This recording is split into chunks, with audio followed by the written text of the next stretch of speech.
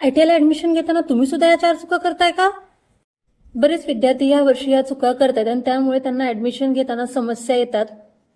त्यांना एक्स्ट्राची फी भरावी लागू शकते. म्हणून आजचा व्हिडिओ प्रत्येक ITI ऍडमिशन घेणाऱ्या विद्यार्थ्यासाठी खूप महत्त्वपूर्ण आहे.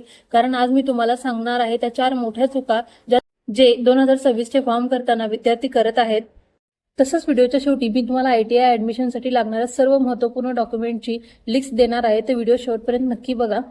2026च्या ऍडमिशन प्रक्रियेमध्ये शासनाने नवीन नियम लागू केले आहेत. ते बऱ्याच जणांना माहिती नाहीत, त्यामुळे या सर्व मोठ्या चुका होत आहेत. तर आपण सर्वात पहिले बघूया त्या चुका काय आहेत.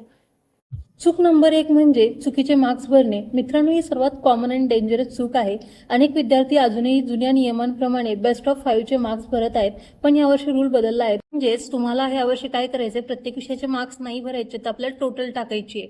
म्हणजे ती टोटल टाकताना तुम्हाला बेस्ट ऑफ 5 चे न टाकता त्याच्यामध्ये तुम्हाला जेवढे सब्जेक्ट आहेत त्याच्यामध्ये मिळालेले मार्क्सचं कॅल्क्युलेशन करायचंय आणि ते जे गुण असतील तुमचे, म्हणजे प्राप्त गुण किंवा ऑब्टेन मार्क्समध्ये तुमच्या सर्व विषयांच्या मार्क्सची टोटल असेल आणि ते 600 पैकी असू शकतात, 400 पैकी असू शकतात, तसे मार्क्स तुम्हाला टाकायचे. मग फक्त बेस्ट ऑफ 5 मार्क्स टाकून चालणार नाही. तर मार्क्स कसे टाकायचे, 600 पैकी असतील तर 600 पैकी प्राप्त गुणचे, 400 पैकी असतील 400. म्हणून फॉर्म भरताना तुमची मार्कशीट समोर ठेवा, टोटल मार्क्स दोनदा चेक करा. दुसरी आणि मोठी चूक म्हणजे तुमचं नाव. जेव्हा तुम्ही नाव भरताय तर तुम्हाला मार्कशीटवरचं नाव नाही भरायचंय, तर ह्या वर्षी तुम्हाला जसं नाव तुमच्या आधार कार्डवर आहे त्याप्रमाणे भरायचंय. पण जर तुमचं मार्कशीटवरचं आणि आधार कार्डचं नाव मॅच होत नसेल तर तुम्ही एकतर आधार कार्ड अपडेट करून घ्या, ज्याच्यामुळे तुम्हाला पुढे जाऊन कुठलेही प्रॉब्लेम येणार नाही. कारण ह्या वर्षी तुमचं जसं आधार कार्डवर नाव आहे जसंच्या तसं नाव ITIच्या सर्टिफिकेटवर येईल किंवा ऍडमिशन प्रोसिजरमध्ये येईल. त्यामुळे जर तुमच्या नावामध्ये चुका असतील तर आत्ताच त्या दुरुस्त करून घ्या. आताच तुमच्या आधार कार्डवरचं आणि मार्कशीटवरचं दोन्हीवरचं नाव बरोबर आहे का, स्पेलिंग सारखी आहे का, हे लगेच चेक करून घ्या. जर ती स्पेलिंग वेगळी असेल त्याच्यामध्ये बदल करण्यासाठी तुमच्याकडे थोडासा वेळ आहे, त्या वेळेचा सदुपयोग करा. दुसरी चूक म्हणजे डोमेसाइल सर्टिफिकेटकडे दुर्लक्ष. महाराष्ट्र राज्यातील विद्यार्थ्यांसाठी ही गोष्ट खूप महत्त्वपूर्ण आहे. जर तुम्ही महाराष्ट्र राज्यातील रहिवासी असाल तर तुम्हाला महाराष्ट्र राज्यातील रहिवासी दाखला तुमच्याकडे असलाच पाहिजे.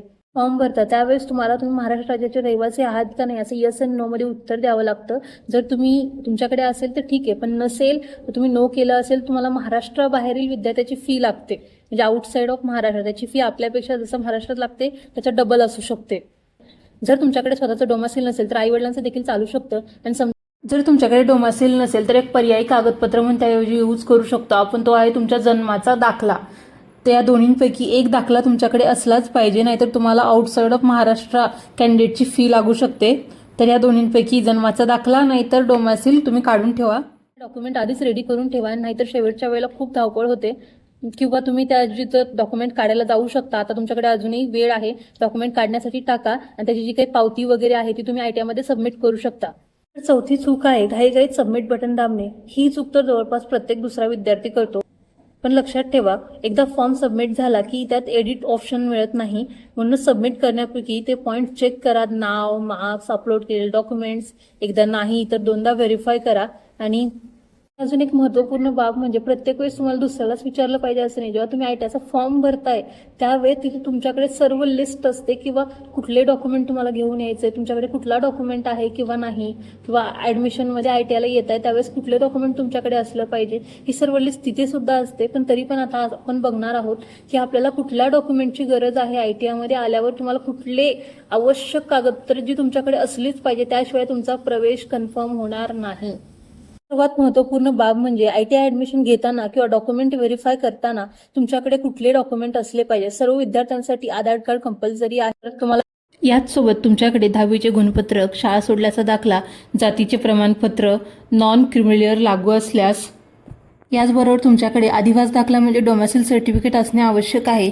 जर तुमच्याकडे डोमेसाइल सर्टिफिकेट नसेल तर त्याऐवजी तुम्ही जन्म दाखलाचा वापर करू शकता. विशेष सवलतीचा लाभ घ्यायचा असेल तर तुमच्याकडे क्रीडा प्रमाणपत्र, अनाथ प्रमाणपत्र, दिव्यांग प्रमाणपत्र, माजी सैनिक प्रमाणपत्र असेल तर ते प्रमाणपत्र तुमच्याकडे असले पाहिजे. किंवा इतर काही महत्त्वाची कागदपत्रे जसं की तुमच्याकडे अपार ID असला पाहिजे, हा डिजिलॉकरवर जनरेट केला जातो. त्यानंतर पासपोर्ट साईज फोटो, बँक खात्याची माहिती, उत्पन्न प्रमाणपत्र, रहिवासी प्रमाणपत्र. आणि हो मित्रांनो, ही सर्व मूळ कागदपत्रे आणि झेरॉक्स किमान 2 संच तयार ठेवा. मूळ कागदपत्रांचा 1 आणि झेरॉक्सचे 2 किमान संच तुमच्याकडे तयार असले पाहिजे. आणि तुमची एक छोटीशी चूक तुमचं एक पूर्ण वर्ष खराब करू शकते. म्हणून हा व्हिडिओ त्या प्रत्येक मित्रापर्यंत किंवा मैत्रिणीपर्यंत लगेच शेअर करा जो यावर्षी ITI ला ऍडमिशन घेणार आहे.